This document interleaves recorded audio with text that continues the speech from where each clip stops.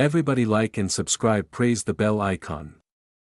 Story number 1. 2 a.m., and the highway was deserted. His hands gripped the wheel tightly as his headlights illuminated the misty asphalt ahead. He had driven this route before, but something about tonight felt off. Maybe it was the way the trees loomed closer than usual, their gnarled branches reaching toward the road like skeletal fingers. Or maybe it was the static humming faintly from his car radio, even though it was turned off.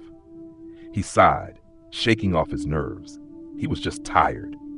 The long drive back from his friend's cabin in the mountains had worn him down, and all he wanted was to get home, crawl into bed, and forget about the eerie silence pressing in around him. Then he saw the figure.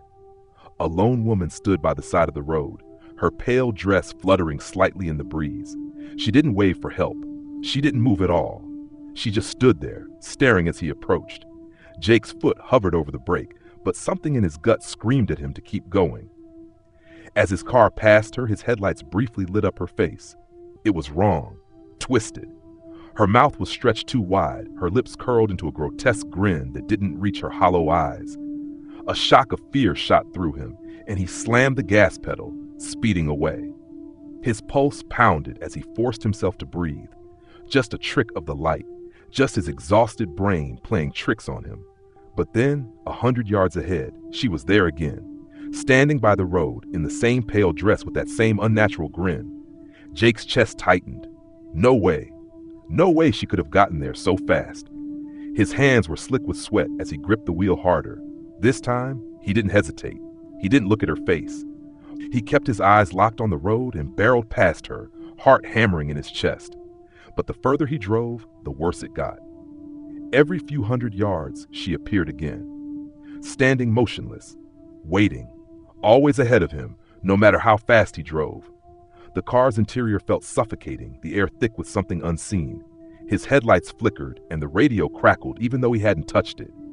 A voice whispered through the static, too faint to understand. Then, the temperature inside the car plummeted. His breath came out in a visible puff, and his fingers felt numb against the steering wheel. The woman was now in the middle of the road. He had no choice but to slow down. His hands trembled as he honked the horn. She didn't react. He swerved at the last second, barely missing her. But as he turned, his eyes flicked to the rearview mirror, and his blood turned to ice. She was sitting in the back seat. Jake let out a strangled yell and slammed on the brakes. The car skidded to a stop, and he scrambled to get out, but his seatbelt locked. The mirror showed her still sitting there, her grin widening, stretching her face until the skin began to tear. The whispering on the radio grew louder. Then, in a blink, she was gone. The car fell silent. The air was warm again. Jake sat there, chest heaving, gripping the wheel as his mind tried to make sense of what had just happened. He didn't wait. He didn't look back. He just drove, faster than he ever had before, until the first hints of dawn touched the sky. When he finally pulled into his driveway, he sat in the car for a long time, staring at his reflection in the mirror. His own face stared back. And then, just for a second, he swore he saw the hint of a smile that wasn't his. Story number 2. It was supposed to be an ordinary night shift. Jamie worked as a night security guard at a nearly abandoned shopping mall on the outskirts of town. The mall had been struggling for years, and most of the stores had closed down, leaving only a handful of staff working at night. The dark, empty halls felt unnerving in the stillness, but Jamie had grown used to it.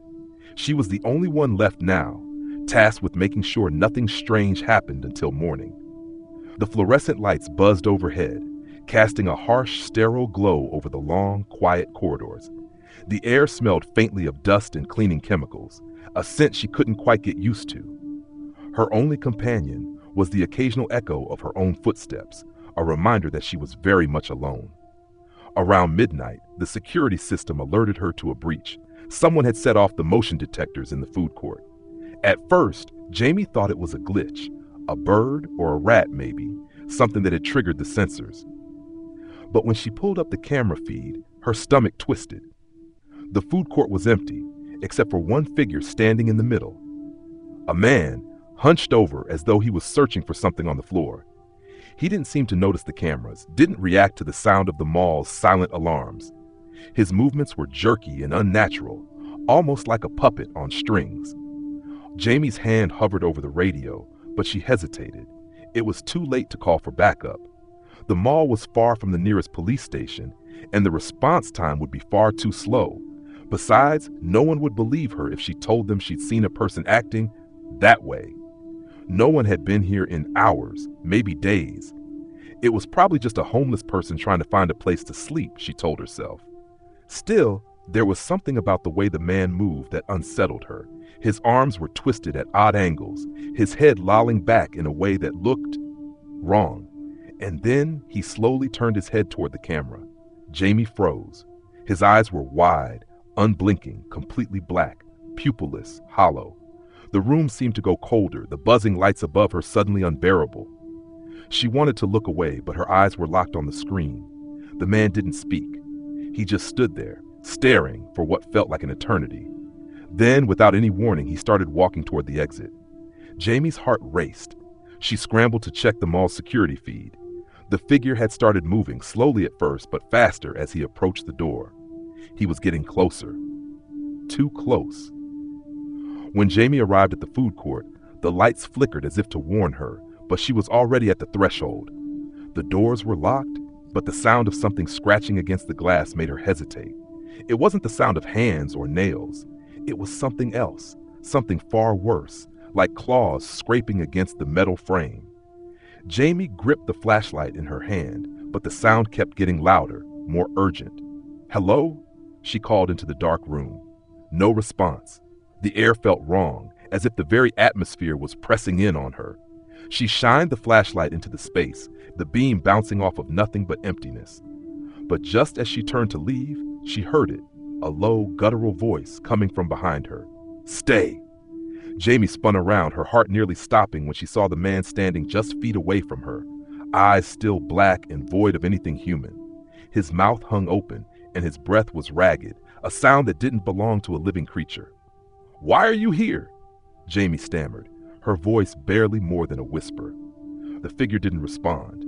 Instead, it tilted its head in a disturbingly slow motion, as though inspecting her, studying her like an object. Without thinking, Jamie bolted. She ran back to the security office, locking the door behind her. Her breathing was heavy, and her hands were shaking as she tried to get the monitors back online. When the cameras finally flickered to life, the footage from the food court was gone, as if it had never been recorded at all. She checked every other screen, every hallway, every corner of the mall, but there was no sign of the man, no sign of anyone. That was when the intercom crackled to life, and the same voice, now distorted and low, came through. "You should have stayed." Jamie slammed her hands over her ears, but the voice continued, echoing through every speaker in the building. It wasn't just in the intercom, it was in the walls, in the very air around her. In a panic, she grabbed her keys and ran for the nearest exit, not daring to look back. The moment she stepped outside, the voice stopped, and everything fell silent once more. But as she drove away from the mall, she could see it, reflected in the rearview mirror. The black-eyed figure, standing still in the parking lot, watching her leave. The next morning, when the mall opened, it was as if nothing had happened.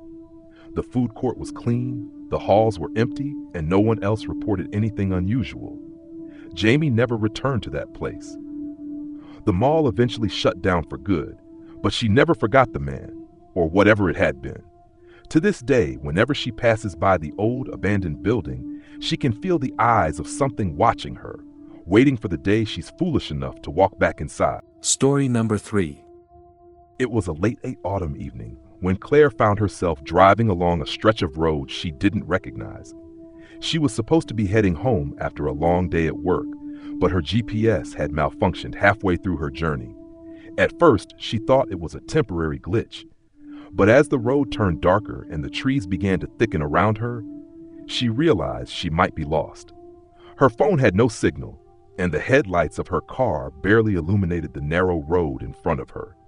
The rain had started coming down harder, smattering against her windshield, making it difficult to see much at all.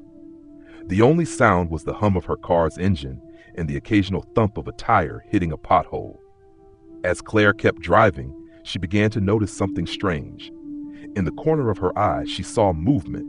At first, it was nothing, just a trick of the rain, perhaps a small animal darting across the road. But as the minutes passed, the movements became more noticeable. She kept catching glimpses of figures in the trees, just beyond the reach of her headlights. She slowed down, trying to focus on the shadows. There were people out there, or at least she thought they were people. They stood perfectly still, almost like statues, just on the edge of the forest. Some were dressed in old-fashioned clothing, dark coats and hats, like something out of another time. Others were just wrong. Their limbs were too long, their heads tilted in unnatural angles. Claire's heart raced as her grip tightened on the steering wheel. She pressed the gas pedal, urging the car to go faster, but the road seemed to stretch on endlessly. She couldn't shake the feeling that the figures were following her, walking just outside her headlights, keeping pace with the car no matter how fast she drove. Suddenly, her car sputtered and jerked. The engine cut out with a choking noise, and the car came to a screeching halt. Claire tried to restart it, but the engine only clicked weakly before falling silent. Her breath caught in her throat. She was stranded. There was no one around, no houses, no lights. Just the dark, endless road and the shadows that seemed to close in. That's when she saw them, closer now. The figures were standing at the edge of the road, staring at her. Their eyes glowed faintly in the dark like tiny embers in the night. Some of them had faces twisted into strange, distorted expressions, grins too wide, eyes too wide, expressions frozen in a way that was unnatural. Others had no faces at all, just smooth, featureless skin staring blankly at her. Claire's blood ran cold. She grabbed her phone, praying for a signal, but it remained dead in her hands. The figures slowly began to move toward the car, their steps silent and deliberate, like they were drawn to her in some unnatural way. In a blind panic, Claire jumped out of the car and bolted into the woods. She didn't care about direction.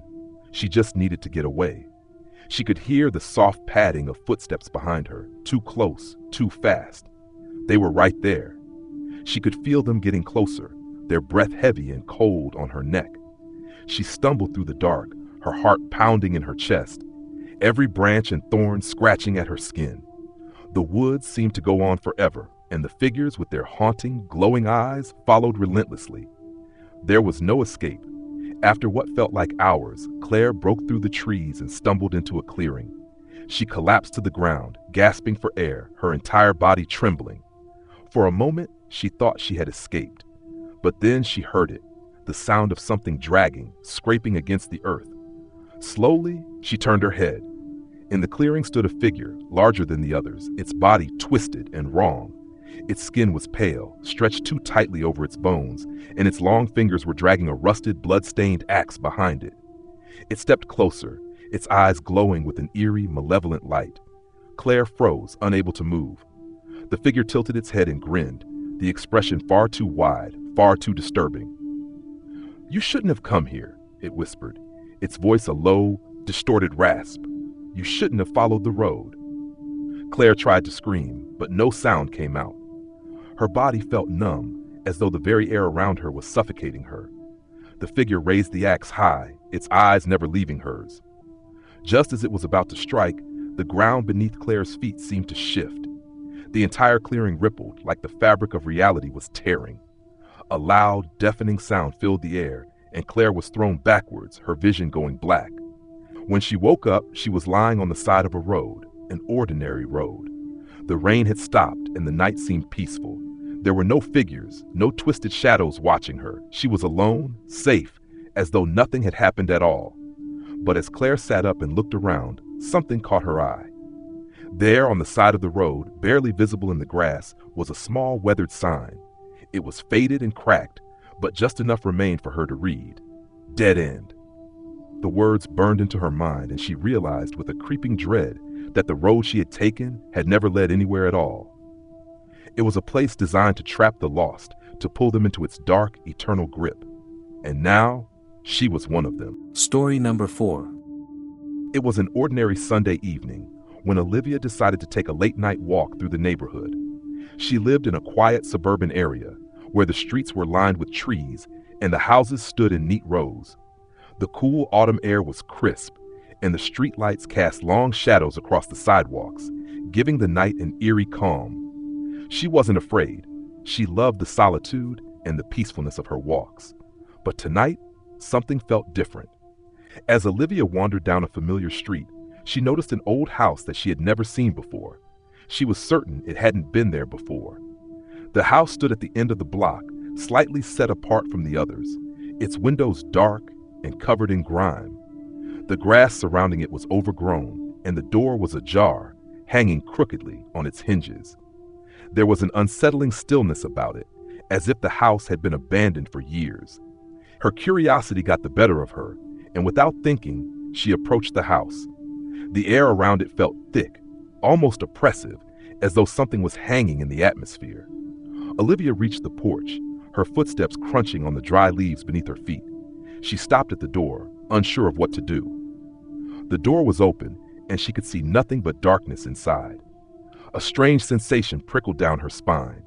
Something in the air told her not to go in. But just as she turned to leave, she heard it, a faint, soft voice coming from inside the house. "Help me." The voice was barely a whisper, but it was enough to send a chill down her spine. She stepped back, startled, but then the voice came again, clearer this time, almost pleading. "Please, help me."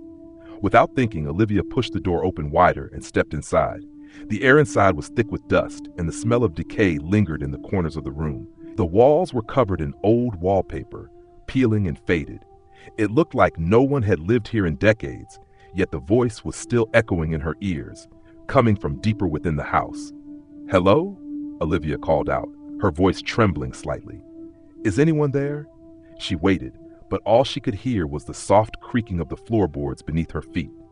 She continued walking through the house, following the voice that seemed to be coming from upstairs. The stairs groaned under her weight as she ascended, her footsteps echoing in the silence. At the top of the stairs, she paused, her heart pounding in her chest.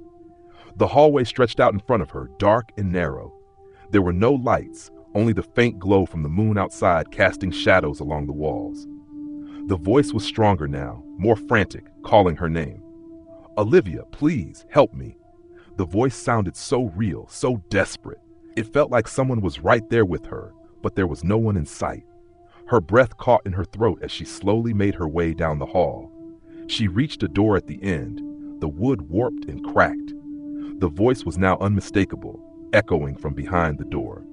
Olivia reached for the doorknob, her hand trembling. She hesitated, her mind screaming at her to leave, to get out of the house. But the voice was so desperate, so familiar. She couldn't turn back now. With a deep breath, she opened the door. The room was dark, the only light coming from the sliver of moonlight that filtered through the broken window. In the center of the room, there was a figure, a woman, hunched over, her back turned to Olivia. The woman was whispering something, but Olivia couldn't make it out. Her skin was pale, almost translucent, and her hair hung in tangled strands around her face. "Who are you?"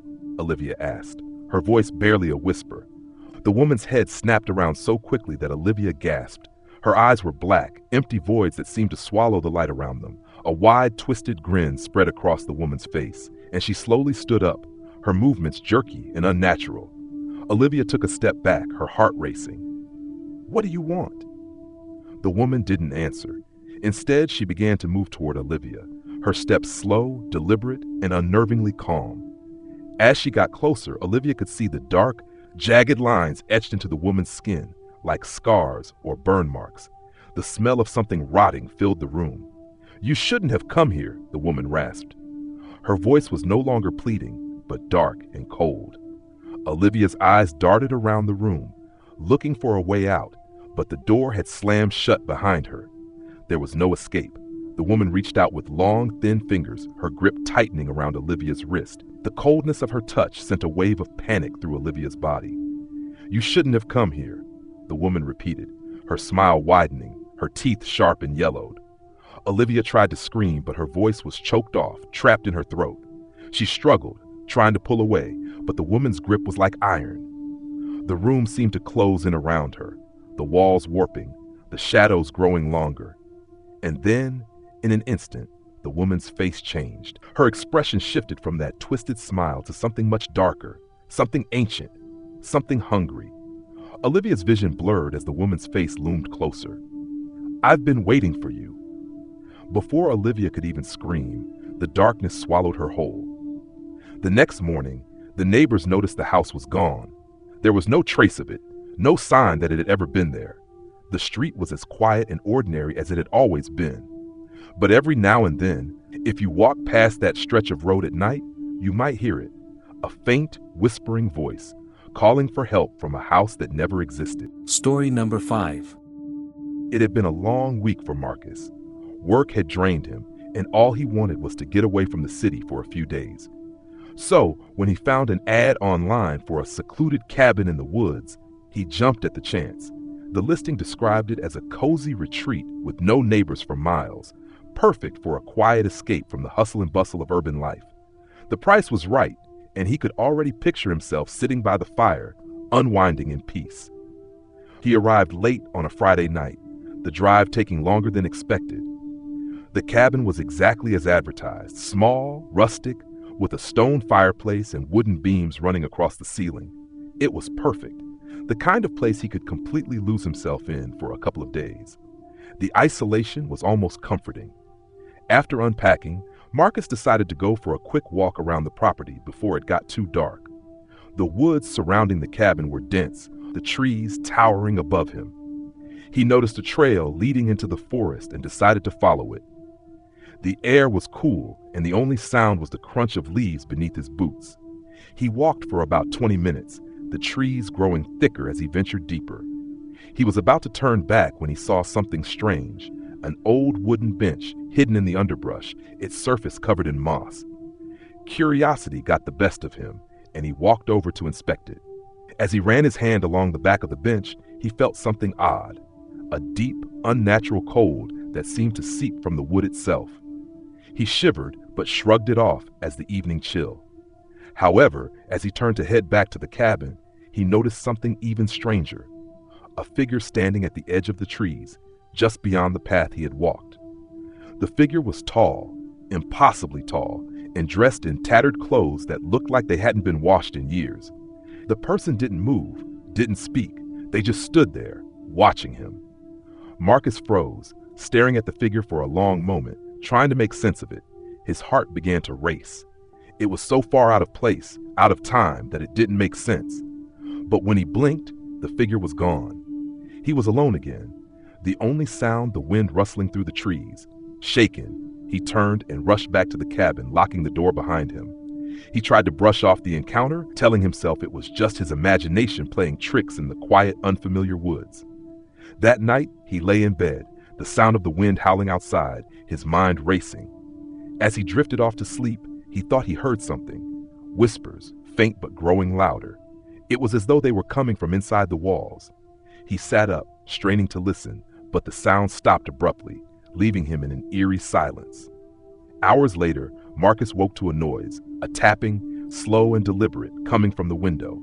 He sat up in bed, his pulse pounding in his ears. He didn't move. The tapping continued, one knock at a time. He could feel his body tense, his breath shallow, unable to comprehend who or what would be out there in the middle of nowhere.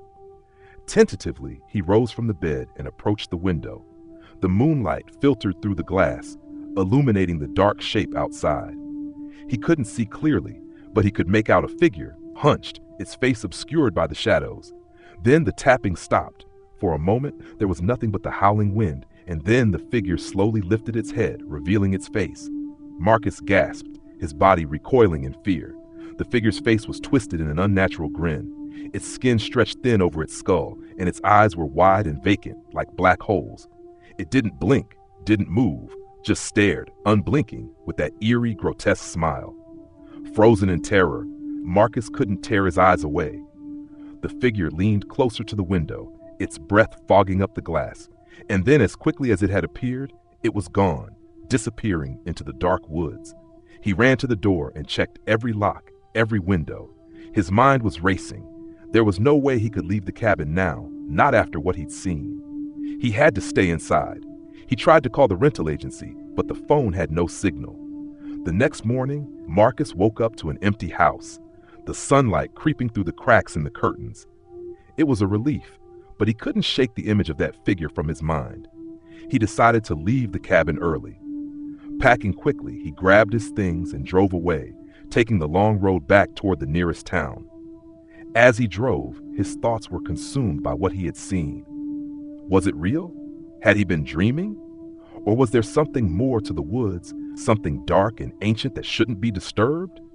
It wasn't until he reached the town and stopped at a gas station that he overheard a conversation. The station attendant was talking to a man who looked familiar.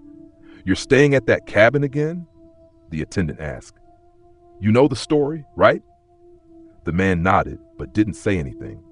The attendant leaned in closer, voice low.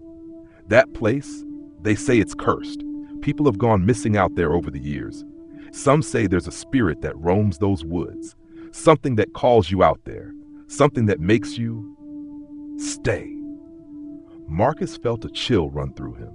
He didn't stay to hear the rest of the conversation. He got back into his car and drove away, but the words haunted him the entire way home. And even now, whenever he drives through the woods, he wonders if the figure is still out there, waiting for someone else to step into its grasp. Story number 6. It was a cold winter evening when Lucy and her friends decided to take a road trip through the backwoods. They had all been looking for an adventure, something off the beaten path, and when one of them mentioned an old, abandoned motel deep in the forest, the idea seemed too good to pass up. The location was remote, surrounded by dense trees and winding roads, and no one had been there for years. It was the perfect spot to explore. After a few hours of driving through empty, snow-covered highways, they finally reached their destination. The motel was more run-down than they had imagined. With boarded-up windows and the remnants of a faded neon sign that had long since stopped working, it looked like a place stuck in time, a place that no one had cared for in decades. They parked in front, stepping out into the biting cold air. The snow crunched beneath their boots, and the trees around them creaked in the wind. Everything was eerily still. The group stood there for a moment, staring at the motel, unsure whether to be excited or unnerved. "Well, it's not like anyone's going to care if we take a look around," said Jake, one of the guys in the group, his breath coming out in puffs of white smoke. The group shrugged off their unease and ventured inside. The lobby was dark, the only light coming from a few flickering bulbs. Dust and cobwebs clung to the furniture, and the air smelled stale, like something had been locked away for too long. A broken chandelier hung from the ceiling, its crystal shattered on the floor. The place was silent, except for their footsteps echoing on the wooden floors. They explored the lobby, checking out the old register desk, the forgotten pamphlets, and the scattered debris. As they wandered through the hotel, they discovered the long hallway that stretched into darkness. There were old, empty rooms on either side, each one locked with a rusty padlock or left open with broken doors hanging off their hinges. "This place is creepy," Lucy said, her voice low. "Let's not stay too long." The others agreed, but curiosity pushed them further down the hall. As they passed a door at the far end, something caught Lucy's eye, a small brass plaque on the door. It was the only room that wasn't covered in dust. "Room 13, she whispered, her fingers brushing the tarnished metal. "Don't open it," Jake said, but there was a grin on his face. "It's probably just some old storage closet." But Lucy had already reached for the knob. It was cold to the touch, and when she turned it, the door creaked open with a groan. The room inside was nothing like the others. It was furnished, but the furniture was covered with heavy white sheets, like it had been abandoned in a hurry. There was a large bed with old, faded linens, a vanity table with a cracked mirror, and a single lamp that flickered dimly on the nightstand. The air was colder here, the silence heavier. As Lucy stepped inside, she noticed something strange, a thick layer of dust, except around the bed. The floor around it had been swept clean, like someone had been there recently. Suddenly, a sharp, faint noise came from behind them, like a door slamming somewhere deep in the building. The group jumped, looking at each other nervously. "We should go," Lucy said quickly, but as she turned to leave, she froze. On the wall near the bed, scrawled in what looked like chalk, were words, "They're watching." Her heart pounded in her chest and she turned to the others, but they were gone. A cold shiver ran down her spine. She hadn't heard them leave, hadn't heard any footsteps, but they were no longer behind her. She rushed back into the hallway, calling their names. Jake? Amanda? Eric? But there was no answer. The lights flickered, casting shadows that seemed to move of their own accord. She moved quickly down the hallway, her footsteps echoing loudly in the silence.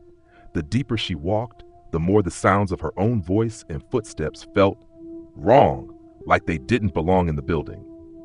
Then she saw something. At the end of the hall, a figure stood in one of the open doorways. It was too far to make out clearly, but the shape seemed familiar. It was Jake. Lucy called out to him, but he didn't respond.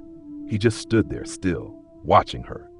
She hurried toward him, but as she got closer, the figure faded, vanishing into the room. Lucy's heart raced as she reached the door. She didn't want to go in, didn't want to see whatever was behind it, but the pull of curiosity and the need to find her friends was too strong. She opened the door, and to her shock, it was another room like room 13, only darker, colder. There were no sheets on the furniture, no coverings, only a single chair facing the corner. And sitting in the chair was Jake. His body was twisted unnaturally, his head hanging forward, his face hidden in the shadows. "Jake?" she whispered, but he didn't respond. She took a step forward, but before she could reach him, the door slammed shut behind her. The room was suddenly pitch black, and the air turned icy. She tried to turn the knob, but it wouldn't budge. The walls felt like they were closing in on her. The shadows grew darker, and she could hear a low whisper, like a voice speaking just out of reach. "You shouldn't have come here." She spun around, trying to find the source of the voice, but there was no one. The whispers grew louder, frantic, and as they reached a deafening pitch, the room filled with the sound of doors slamming open and shut, the walls shaking. Lucy's breath quickened, her heart pounding in her chest. She finally managed to tear the door open, rushing out into the hallway. Her friends were still gone.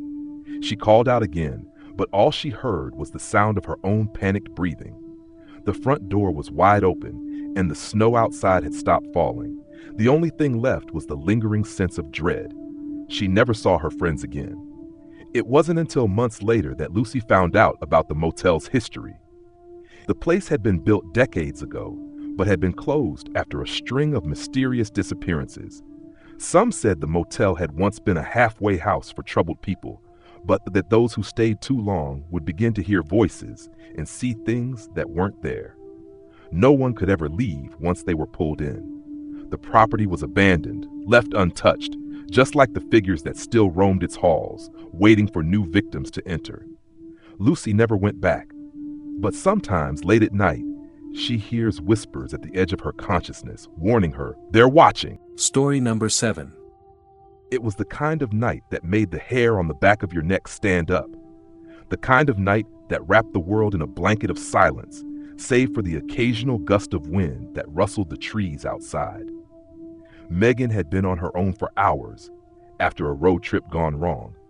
Her car had broken down on a desolate highway, and the nearest town was miles away.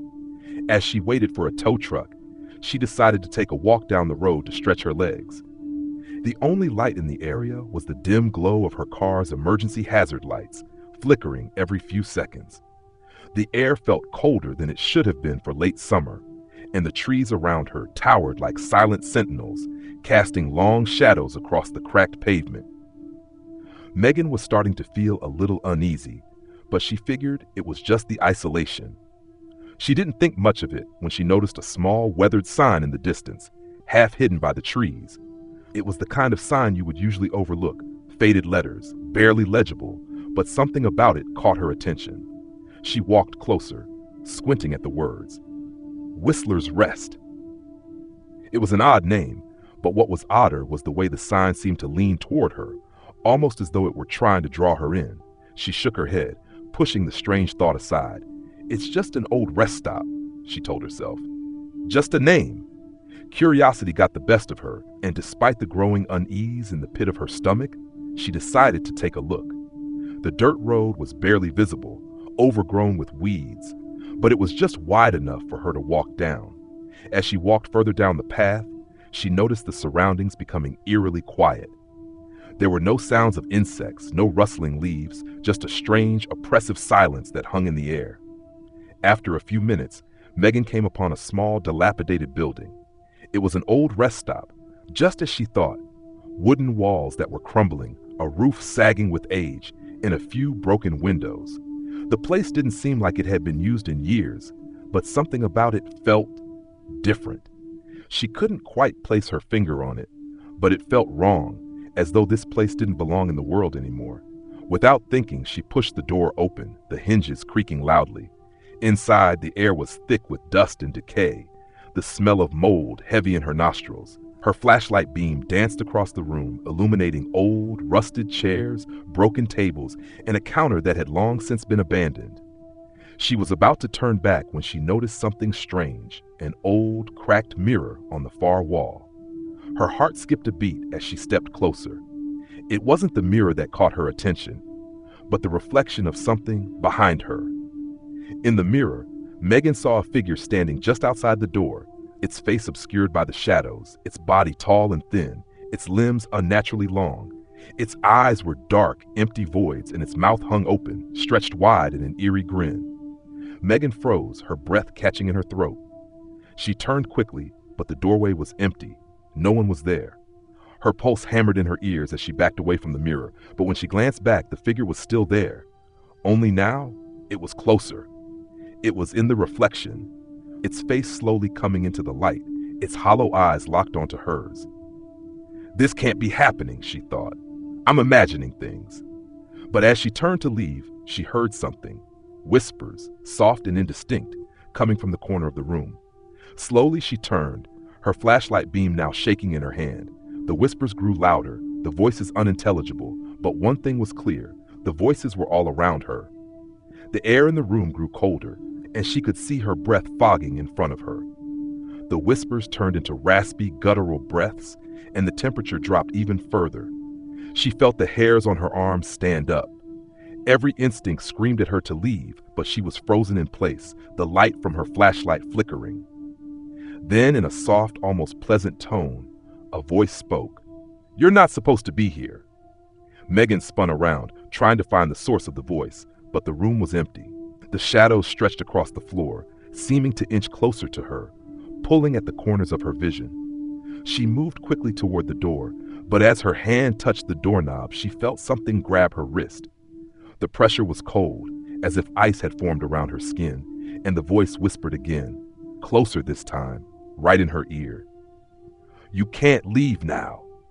Her heart pounded in her chest as she yanked her arm away and slammed the door open, bursting out into the night. She didn't dare look back, running down the path toward her car.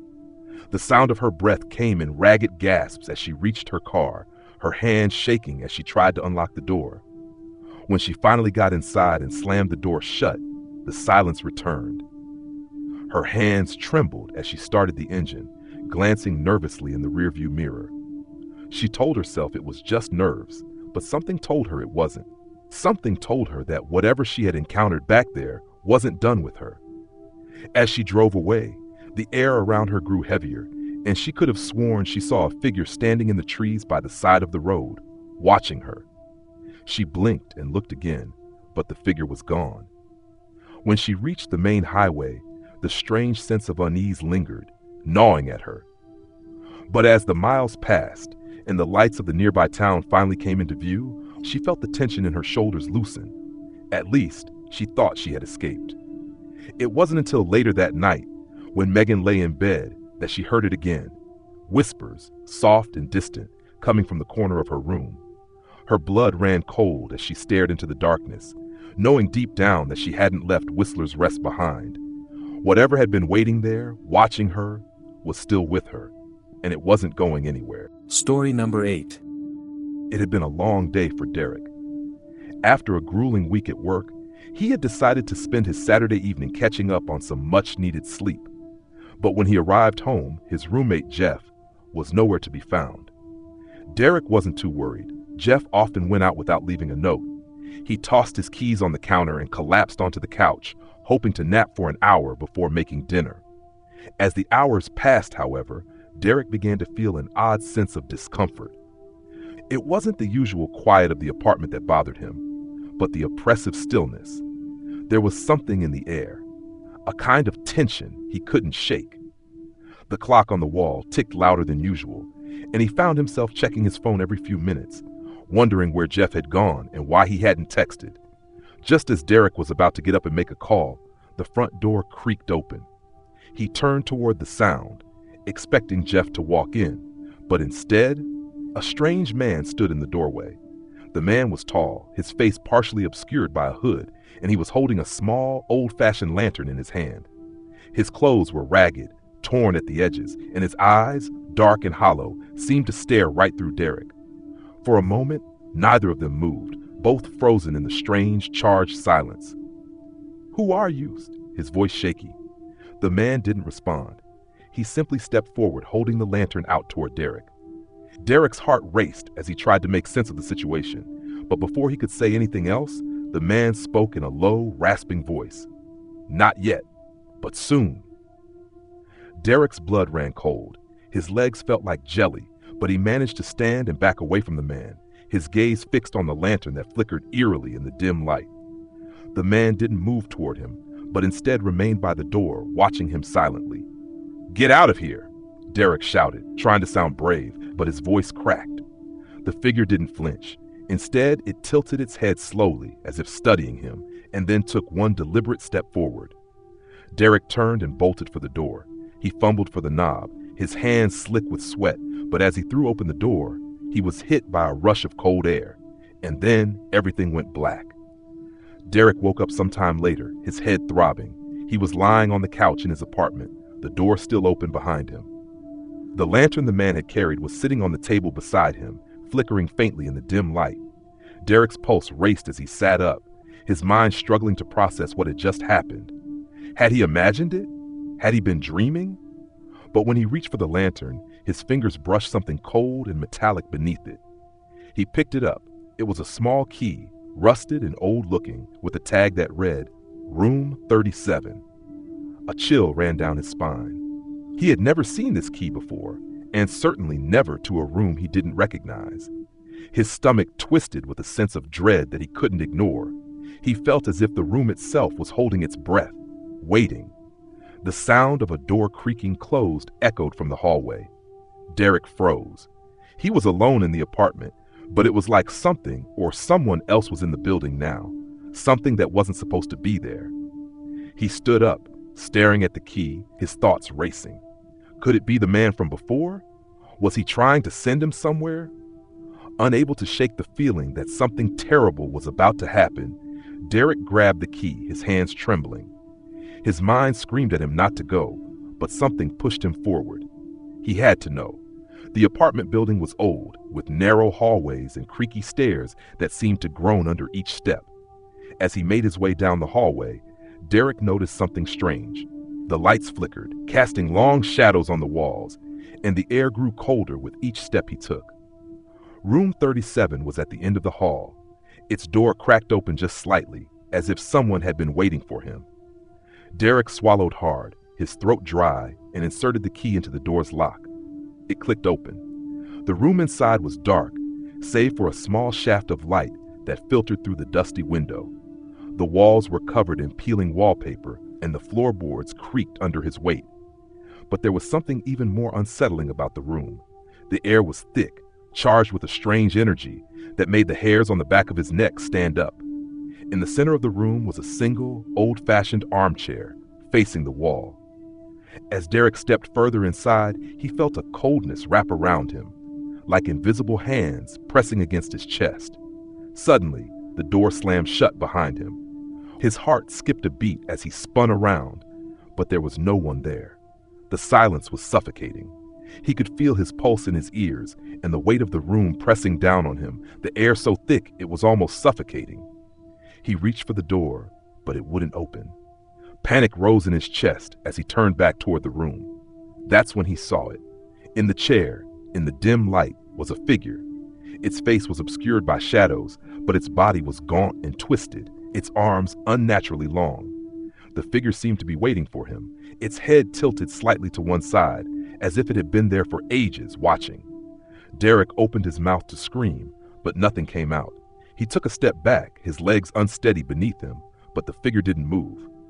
It stayed perfectly still, its hollow eyes staring into him. And then, in a voice that sounded like it was coming from inside his head, the figure spoke. "It's too late. You've come for a reason." Derek felt his heart stop. The room around him grew colder, and the figure in the chair started to rise, its movements jerky and unnatural. It was no longer a person. It was something else, something that belonged to the shadows. And before Derek could turn and run, the figure lunged forward, its cold, skeletal hands closing around his throat. The last thing Derek felt before everything went black was the cold, empty gaze of the figure, staring into his soul. It wasn't until the next morning that Jeff returned, his car parked outside the apartment. But when he walked inside, there was no sign of Derek, no sign of the struggle, just the strange feeling that the apartment was not quite empty, like something had been waiting, watching, for someone to come back, and Derek never did. Story number 9. It was supposed to be a simple camping trip, just a weekend getaway in the woods with a few friends to escape the stress of everyday life. Matt, Sarah, and Jake had packed their tents, sleeping bags, and all the usual camping gear, heading out to the secluded area in the mountains that Matt had visited once before. They'd found the place by accident, but it was perfect, quiet, peaceful, and far away from civilization. They set up camp late in the afternoon, the sun just beginning to dip behind the trees, casting long shadows across the forest floor.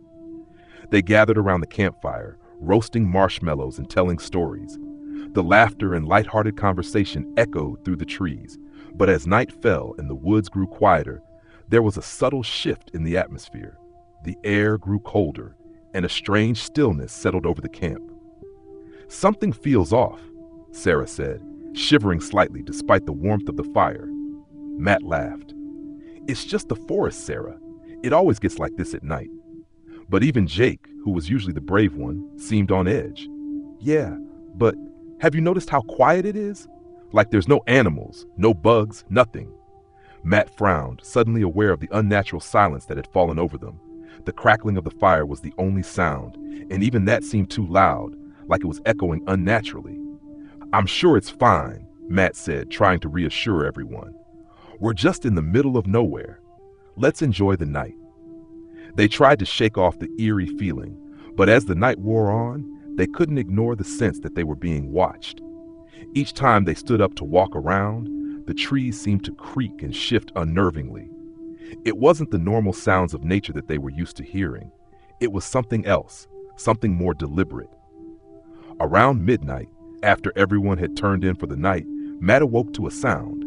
At first, he thought it was just the wind, but then he heard it again. Footsteps. Slow, deliberate steps crunching on the dry leaves and twigs around their campsite. He sat up, trying to peer into the darkness, but the fire had long since burned down to embers, and the night was pitch black. "Who's out there?" Matt called out softly, his voice barely a whisper, not wanting to wake the others.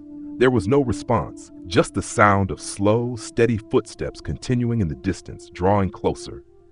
Matt grabbed his flashlight and shone it into the dark, his heart racing.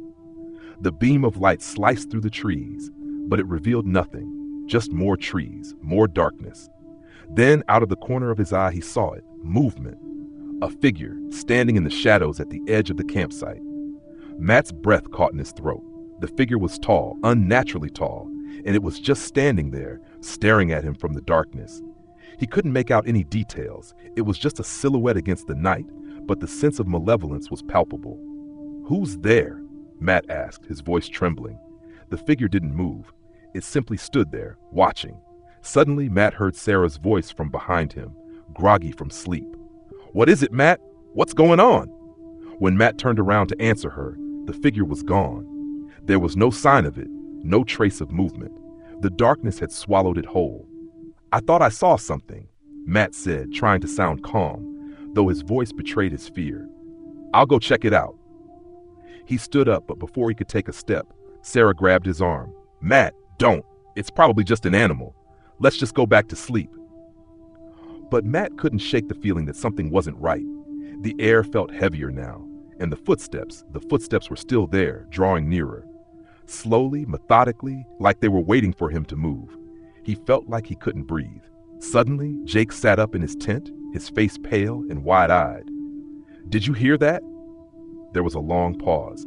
Matt strained his ears, listening intently, but instead of footsteps, now there was something else, whispering. Low, guttural whispers that seemed to come from everywhere at once, surrounding them.